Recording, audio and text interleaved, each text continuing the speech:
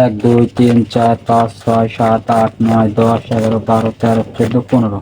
এই 1500 টাকা বেতন পাইছি 1 মাস কাজ করার পরে, তাই বেতন পাইছি 1500 রিঙ্গিত, মালয়েশিয়ান 1500 রিঙ্গিত বেতন পাইছি। যা যদি 25 টাকায় কনভার্ট করেন তাহলে বাংলাদেশ টাকা 37,500 টাকা মতো দাঁড়াবে, বা তার বেশি বা ওই রকম একটা দাঁড়াবে, ডিপেন্ড, আমি জানি না কত দাঁড়াবে, তবে আনুমানিক 37,500 টাকা মতো দাঁড়াবে।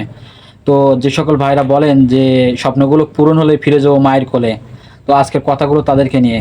তাই বলছি কি ভাই, বলেন এই 37,000 টাকা বেতন পাইছেন, এখন এর মধ্যে আপনার খাওয়া খরচ আছে, আপনি যে ঘোরাফেরা করবেন তার খরচ আছে, এবার তারপর বলেন আপনার ফ্যামিলির খরচ আছে, তারপর আপনি যে কিস্তি করে বিদেশে আসছেন তার খরচ আছে।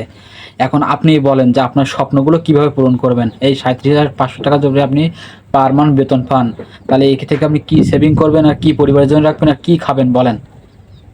কথাটা বলা অনেক সহজ যে স্বপ্নগুলো পূরণ হলেই ফিরে যাব মায়ের কোলে। দেশে থাকতে ভাবি যে বিদেশ কবে যাব, বিদেশ না গেলে আমার স্বপ্ন পূরণ হবে না, আমি খেতে পাবো না, আমি কিছু করতে পারবো না, এইসব চিন্তাধারণাগুলো। বাপের 5 লক্ষ ক্যাশ টাকা নষ্ট করে বিদেশে আইছেন, সমিতিতে লোন করে, বাপের জমি বিক্রয় করে, যেভাবে একভাবে আইছেন এই বিদেশে আসার পর এখন ভাবতেছেন যে আমার স্বপ্নগুলো পূরণ করতে হবে, দেশে থেকে ভাবতেছেন আমার স্বপ্নগুলো পূরণ করতে হবে, আমাকে পাসপোর্ট করতে হবে, আমাকে অতি দ্রুত বিদেশ যেতে হবে, নাহলে আমি আমার স্বপ্নগুলো পূরণ করতে পারবো না।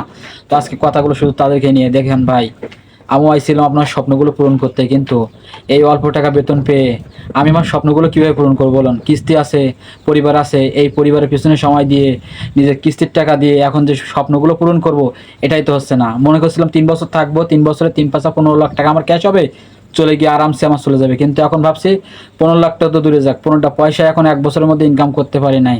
তাহলে বলুন এই 1500 রিঙ্গিত দিয়ে কী হবে? কিছু কি হবে? কিছুই হবে না।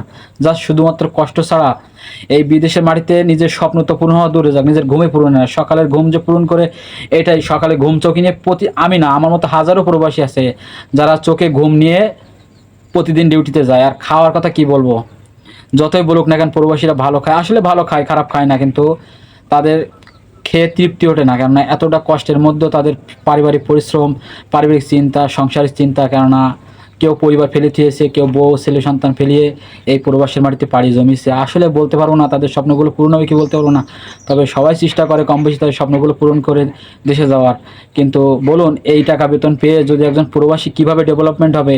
আপনারা তো বাড়ি থেকে ভাবেন যে গেলে 80,000 1 লাখ টাকা বেতন কামাবেন, কামিয়ে দেশে ফ্ল্যাট বাড়ি তৈরি করবেন, গাড়ি কিনবেন, বাড়ি করবেন, কিন্তু আসলে এমনটা কেউ আশা করে আসে না যে এত লোলেস বেতন নিয়ে বিদেশের মাটিতে কাজ করতে হবে। এরকমটা আশা করি কেউ বাড়ি থেকে পাড়ি দেয় না, কেননা 5 লাখ টাকা 7 লাখ টাকা লোন করে, জমি বিক্রয় করে, বিভিন্ন করে পর্যায়ে করে আপনারা নিয়ে আসেন এই বিদেশের মাটিতে, কিন্তু বিদেশের মাটিতে এসে কী পাচ্ছেন? কষ্ট, পরিবারের হতাশা, এগুলোই পাচ্ছেন। তো যে মধ্যপ্রাচ্যের যে দেশগুলো আছে, আসলে আপনার আসার আগে 10 বার ভেবে আসবেন যে ওখান থেকে আমি কিছু পাবো কিনা বা কিছু করতে পারবো কিনা, এগুলো ভেবে তারপরে এই প্রবাসের মাটিতে আসবেন। যে আপনার আপনজন হোক না কেন, যে বলুক না যত আপনাকে ভালো কাজ দিবে কী বৃত্তান্ত, এগুলো ভালো করে ভেরিফিকেট করবেন, না হলে কখনো আসবেন না। কেননা এসে এই যে হতাশা, কষ্ট, আপনি 5 লাখ টাকা দেশে কি 6 লাখ টাকা 7 লাখ টাকা দেশে ইনভেস্ট করে ভালো কিছু করতে পারবেন, তা আসার আগে 10 বার ভাববেন যে আসলে কি আমার যাওয়া ঠিক হবে, কী বৃত্তান্ত। তো ভালো থাকবেন সবাই, সুস্থ থাকবেন। আমার চ্যানেলটি যদি ভালো লেগে থাকে তো সাবস্ক্রাইব করেন, আমার পাশে থাকবেন। আসসালামু আলাইকুম।